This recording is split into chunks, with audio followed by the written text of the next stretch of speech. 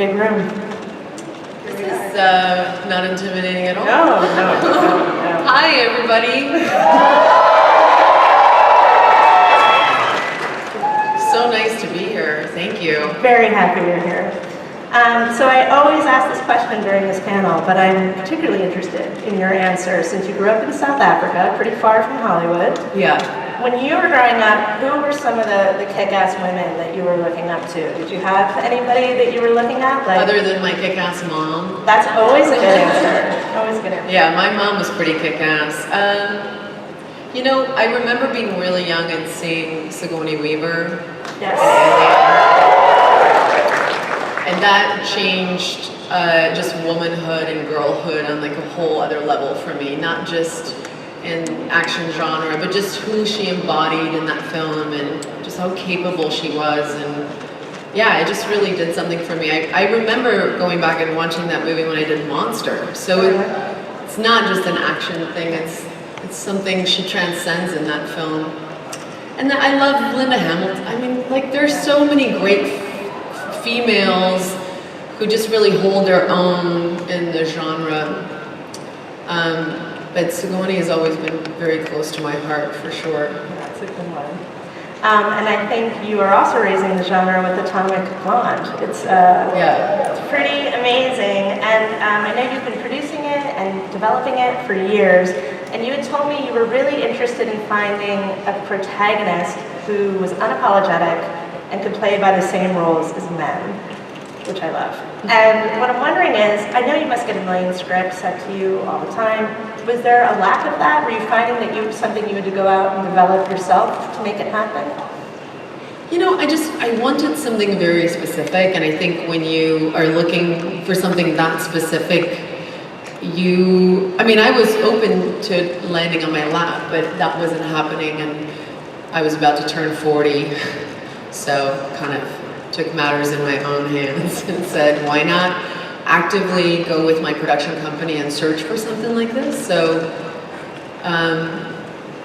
once we read a couple of pages of it was an unpublished graphic novel at the time, there was definitely, I saw great potential in this character to have the ability to live and breathe in a world where she could play by the same rules that men get to play all the time. And that was something that I really loved.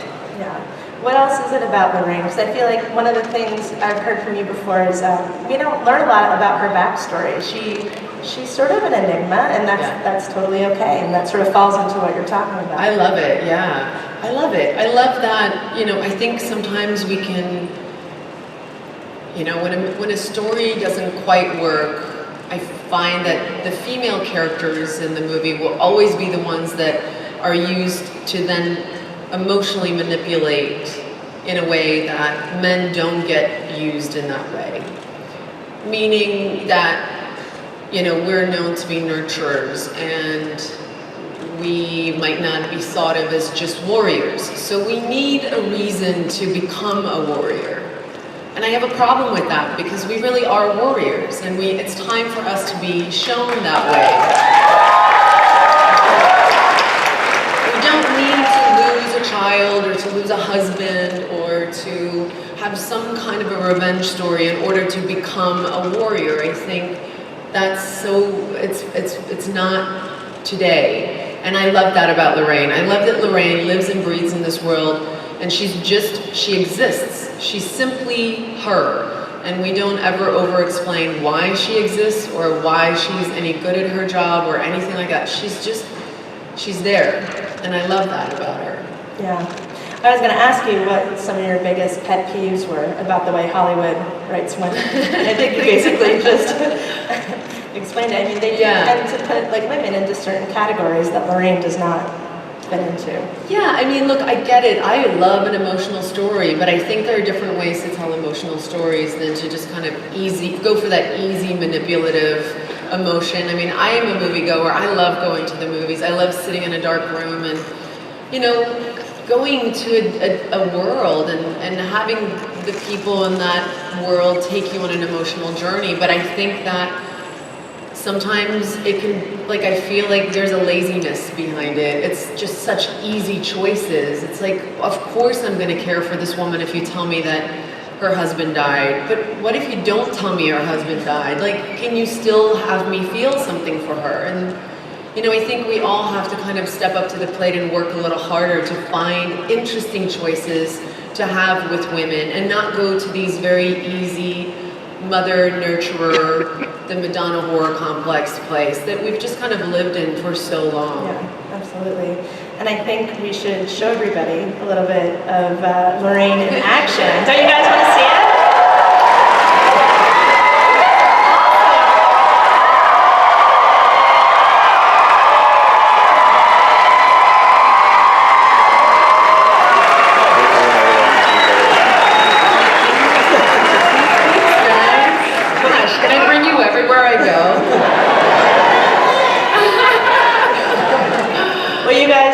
That scene keeps going. It goes on and on. That's just a part of it. It's really intense.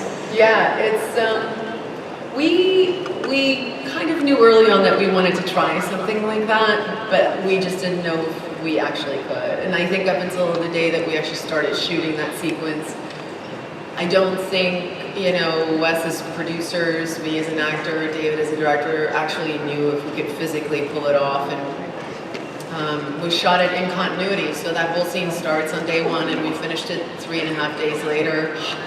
And I think it was one of the happiest, I think the proudest moments, because what we set out was so impossible, and then we actually looked at the edit every single day, and when we knew that we actually had it in the edit, I think all of us just, it was a real moment to celebrate, because we really didn't think we would be able to pull it off. Yeah. Pulled it off. I'm telling you.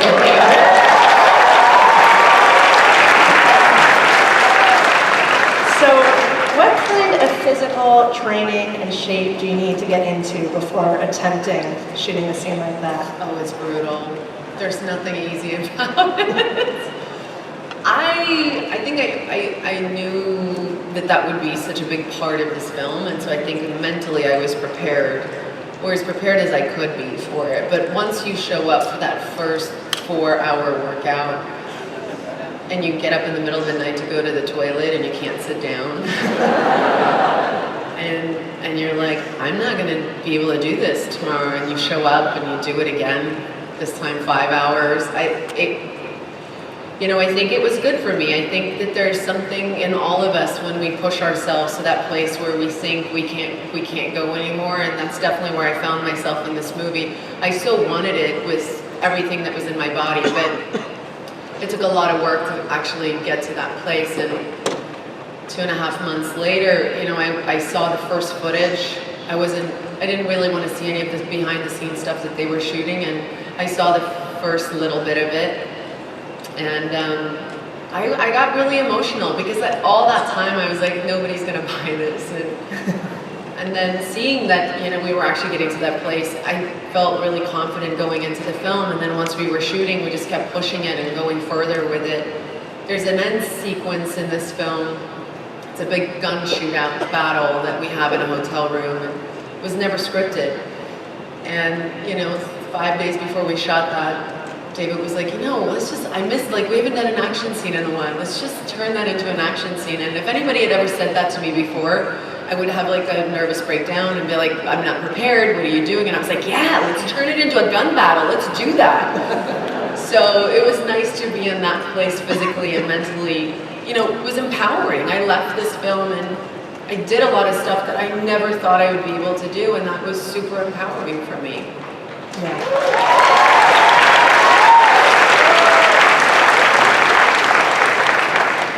I think it was your director who told me, you guys, it was important to you that Lorraine fight the way a woman would actually be fighting in these scenes, which is really cool to think about. And that wasn't like using her environment or using two hands. Was that like a discussion that you guys had ahead of time? Yeah, I mean, I've talked about this a lot. I think for me as an actor, it's important to work from a place that feels grounded in reality. I'm not good when I don't have that weight behind me and I can kind of find things in my own life or things that I've observed to kind of connect with that reality. And so for me, it was very important. Every move that we have in the fight sequences, I was annoyingly always asking, well, can a girl do that? Could a girl do that? And so I think I drove them crazy after a while. I wanted to make this movie and not have, and let it be as badass as this, and not have anybody come up to us and say, a girl can't do that. That was important to me. So I'm here to say, girls can do that. But it's interesting, you know, you'll watch, I only punch with my fist once in this movie, and I actually show you how much that hurts. Because punching with your fists really hurt. And for a woman, you could break every bone in your hand by doing that. So I only punch once, and it's like a you know, it's like a guy that's already passed out. So I'm just kind of, you know, being a bit of an a-hole, giving him that last punch.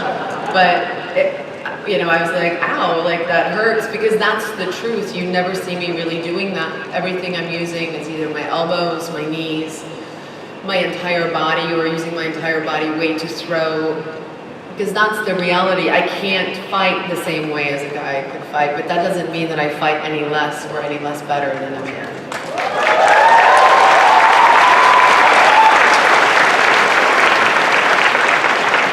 Like to do a lot of these stunts yourself. Is there anything that you regretted trying, or anything that you regretted not trying in the end? Well, I really wanted to jump out of the building, but the producer in me was like, no. But I still kind of wish I did that. I don't know why, but it was so early in the movie, and if something went wrong, we would have had to shut the whole movie down, and I didn't want to do that. So I mean, that's the one thing I watched in the movie, and I'm like, God, I wish. But I'm really, really happy that my stunt girl Mo did an excellent job kicking her legs and her garter belt coming down. No, I mean, look, there was, in that fight sequence that you just saw, you know, we trained very specifically for that, but once you throw a camera operator into the whole mix, it changes everything a little bit. You know, we were working with a really small space, and it was usually 3 of us in that space, and now you're adding a 4th person into that space holding a camera. And no, I mean, I don't regret it at all, but I connected with our camera operator and stunt coordinator. You know the scene where the guy hits me with the bag and I go down and I twist onto the floor? I fell right onto him, and our heads, my head hit the camera and the camera hit him. And the 2 of us were just kind of, I think, just lying on the floor for a good, I mean, it felt like 20 minutes, but it was probably 3 seconds. That was probably one of the worst things that happened in that fight, yeah. Stupid camera operator. How was the camera? Yeah, no, the camera worked. The camera was still good, yeah. The human beings, not so much, but we pulled it together. So another scene in this movie that's been getting a little bit of buzz is there's a sex scene between you and a very lovely French agent. Yeah. And I think that also plays into what you talked about from the beginning about a spy and how a spy behaves, right? I mean, yeah. Have you been surprised at all that people have been somewhat taken aback by the scene? No, I mean, I guess it's, I mean, I have to ask myself, would people ask as much about it if it was a guy? I don't know. Yeah. I don't know the answer to that. I'm surprised at how much people like it. I like that. It's a very hot scene. Yeah, I like that people, you know, appreciate it.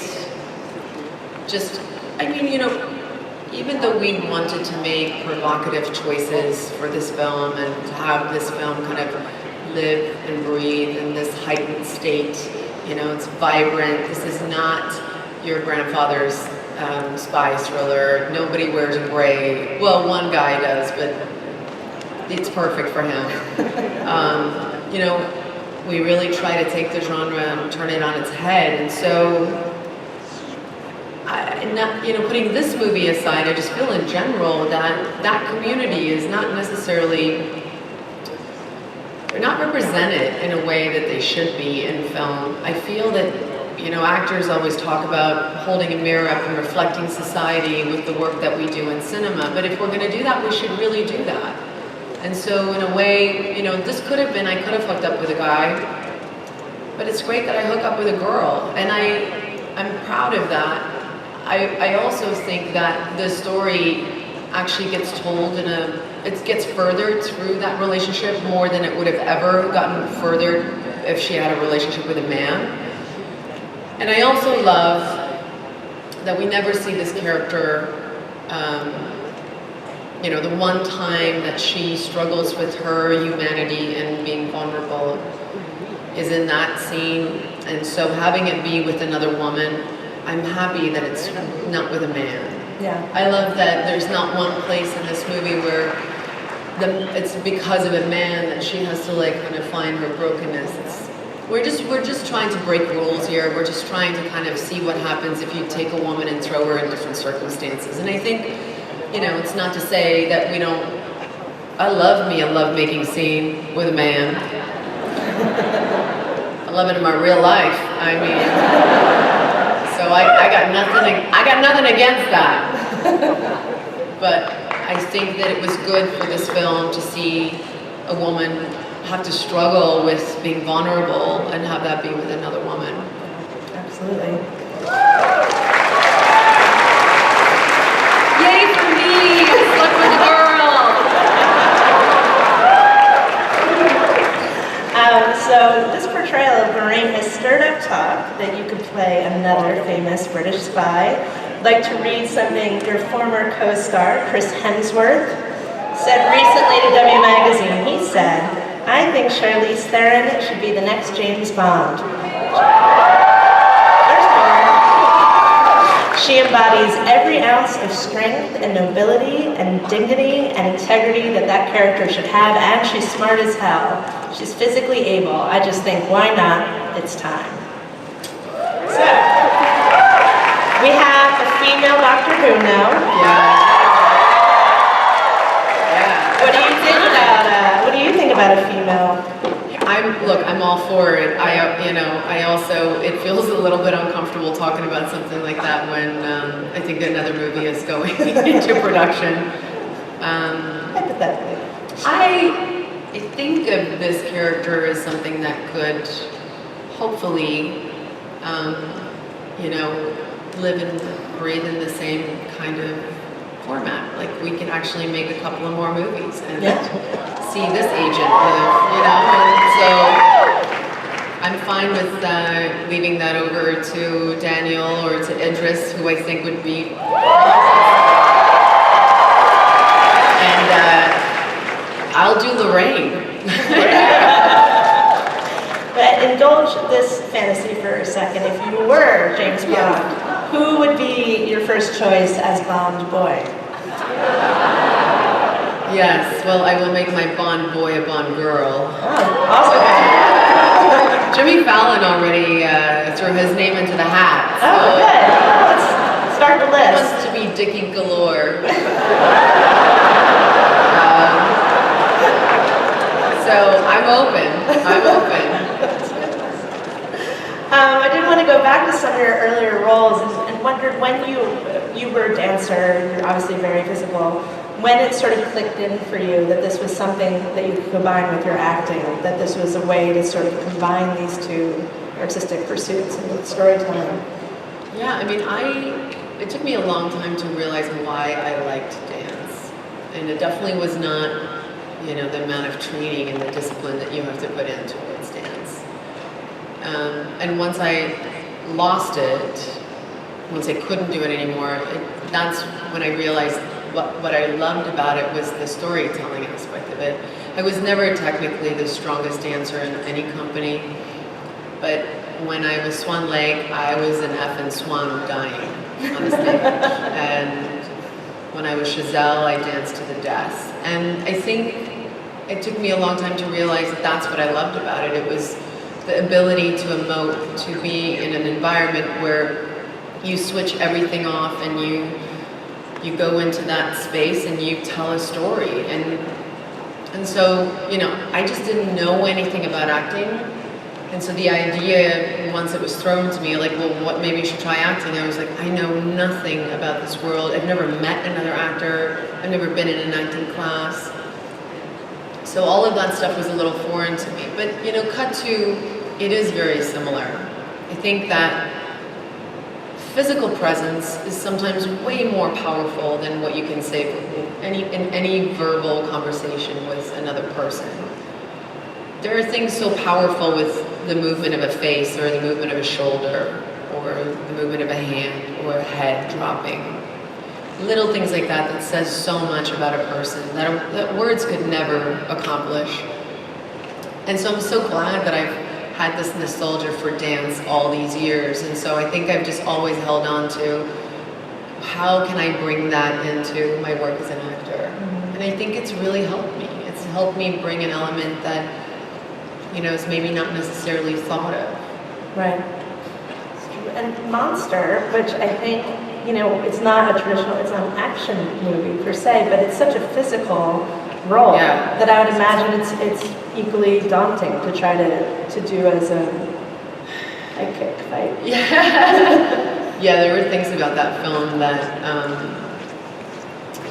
you know, I think from the moment I said yes to that film, I was just always worried how I could make that character be a real person and not be a caricature, because everything about her, you know, it's so fucking intense. And you worry when you play somebody like that, you know, who has crazy eyes all the time, and the teeth and everything.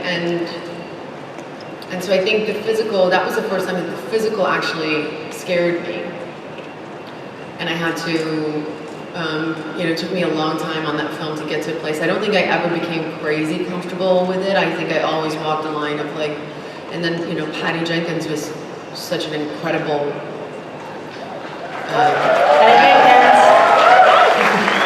can you believe that? 17 years ago, and here she is, ruling the world.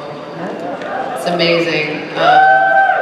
Yeah, she deserves it. She really deserves that. Would you sorry. I know Patty gave me a quote for this. Oh gosh. This is what Patty Jenkins, director of Wonder Woman, if you're not aware, had to say about Charlize. She said, "Getting to work with Charlize and what we did together will always be remembered as a great high point of my life. She's a tremendous person, talent, artist, and actor, but also a wonderful and incredibly unique spirit who brings that dynamism to every part she plays. She's hard yet soft, tough yet yielding. It is a wonderful and rare gift, and I can't wait to work with my friend again." Oh my God, I'm gonna cry. No, I'm thinking, like, let's, you know, there's some Amazon roles, certainly. And, I know. Let's get the team back together. Now that we've, you know, in our separate ways warmed up, we're gonna have to get together and do it. Yeah, look, I would love to work with her again, and I had such an incredible time. I trusted her from the first time I met her. That's a big thing for an actor, to be able to trust your director that way, and she just never disappointed. She just never.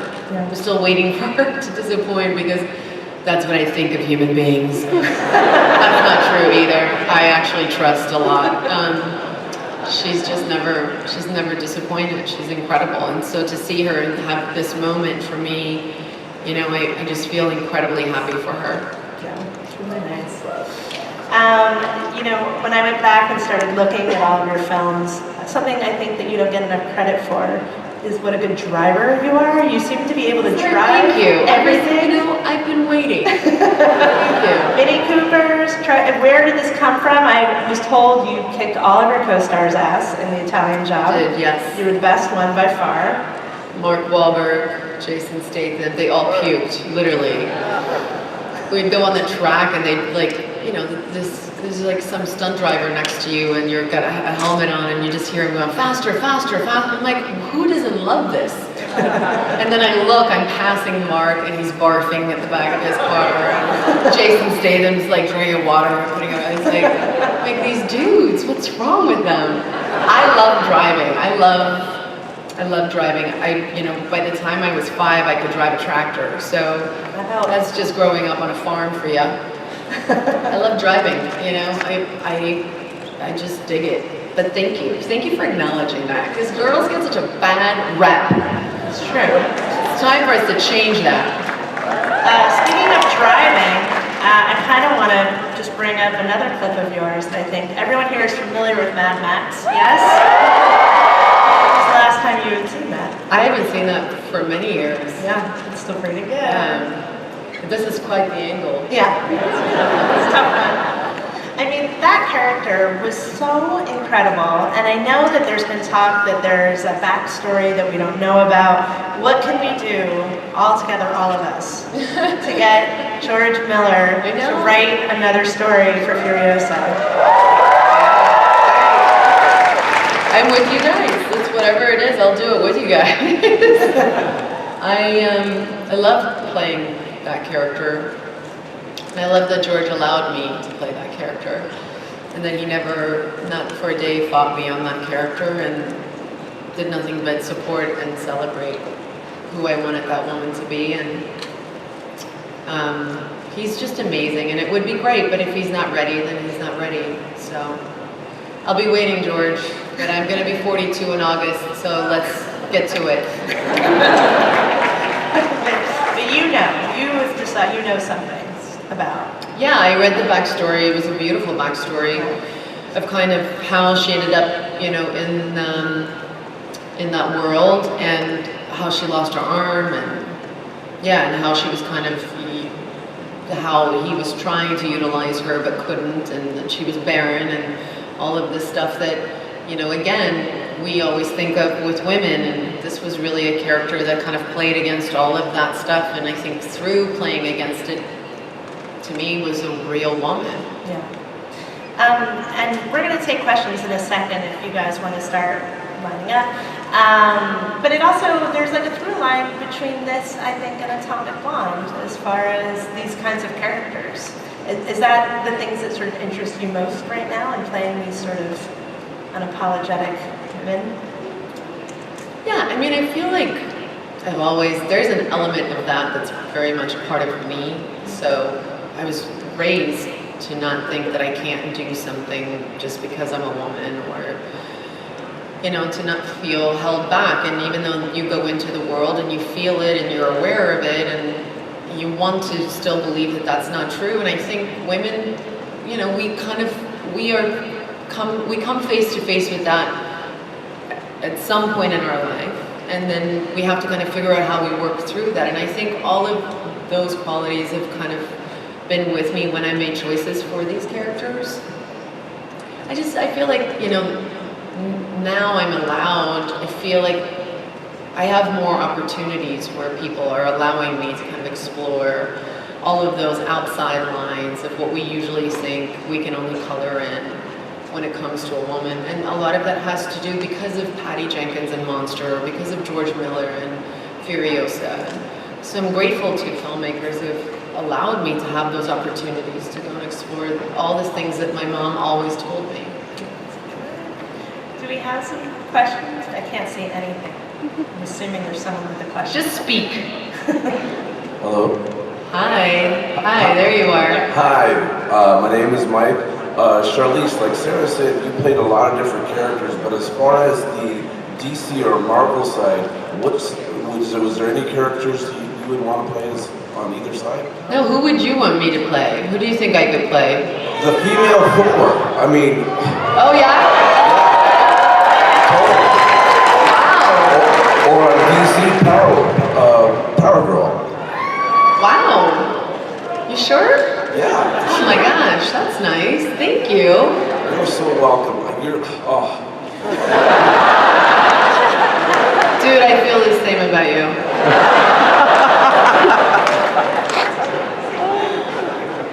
That's so sweet. Hi. Hello. So, with the recent Wonder Woman movie making a ton of money at the box office, what do you think the future holds for more female-led action movies? Well, it'd be nice if we can kind of ride off that come July 28th. Hint, hint, guys. I mean, I think it would be nice to have some momentum and sustain it, you know, that would be great. And I think we have had these little pockets of films that do really well. Nothing like Wonder Woman, of course, But I think if anything, that film has kind of awoken studios to understand that, you know, these budgets should be handed over to women because they might, you know, do just as good or if not a better job. So the fact that we've never had that's kind of a moment in history, we should certainly get past that. We need to have more women make these movies for sure. But female producers. Well, I'm trying my best. I was going to ask about if Furiosa was going to come back, but It's still your question. it's still my question. It's okay. But I guess Arrested Development is supposed to be coming back. Do you oppose coming back to read it? I love you for bringing that up. You know, still one of my proudest moments was that I won an Academy Award, and then 5 days later, I went to the set of Arrested Development and did a 5-episode arc on that show. And it's still, till today, one of my proudest moments. And she was really what got me ready for, you know, MI6 by Lorraine Broughton. She was the first Mr. F, yeah. I mean, look, I love those guys, and I love that world, and I love what they've done. I love what they do with their writing, and so if they called, of course I would make myself available.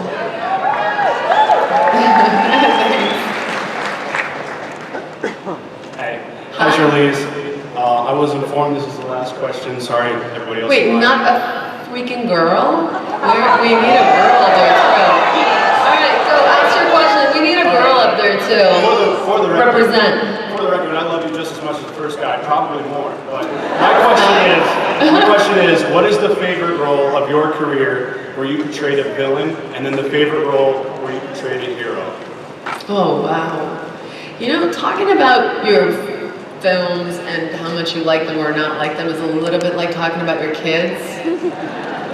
You know, you love them all, but it's just for different reasons, and they give you hassle for different things, and they make it hard on certain days. I mean, I'll say this.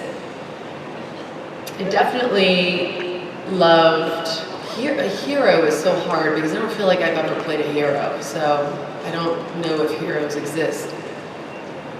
But like a real person, I would have to say probably, you know, I loved how conflicted Eileen Wuornos was in Monster. I think just digging into humanity and what humanity is, and that humanity is not just black and white. There is no just good or bad. There are good people who do bad things, and we have to kind of take a look and see why they do that. But I mean, I've loved them all, you know.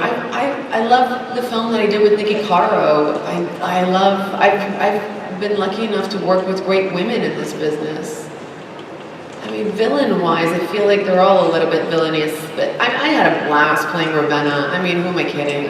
Just the wardrobe, and I love I have that crown, the original hero crown in my office. I still wear it every once in a while. My kids don't like it at all. But sorry, I don't really know if I answered your question. Sorry, I'm all over the place now. Thanks. Thanks. We have a girl. We have a lady in the house. Thank you for the opportunity to share my voice. There's been a lot of attention about unequal pay among actresses in Hollywood. So what's going to actually make the change, and what can we do as fans to support that? Well, that's a great question, right? So I feel the support that a film like Wonder Woman just had, that says so much. I mean, if anything, you cannot deny that. No studio can deny that and look at that and not think, well, we need to make more movies like that. I feel that there was a big part, because I kind of, you know, I put my foot down at some point. It was with Snow White and the Huntsman, with Snow White and the Huntsman, the second one. Is that what that one was called? I'm blanking right now. I'm old, guys. I didn't take my brain medication this morning. But anyway, Universal was incredible at that time because they just said, of course, you know, we're not going to even have a discussion about this. You were in the first one, you're just as much a part of the success of that as Chris, so we're not going to even have that. And I think what was missing in that conversation, or that story that everybody wrote about, was that I am in a very blessed place where I can choose when I want to go and work. And that's one of the greatest luxuries that you can have in life, and I don't take that for granted one day of my life.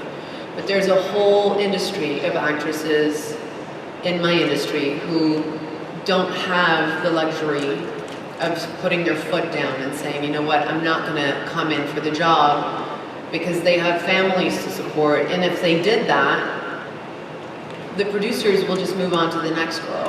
And that's where we need to stop it. And I think with social media, we need to keep this conversation going. I think the more we talk about this, the more pressure we put on that as being a fact and a truth in our industry. And look, guys, I always say to studios, I'm like, make more female-driven movies, not just actors, directors, writers.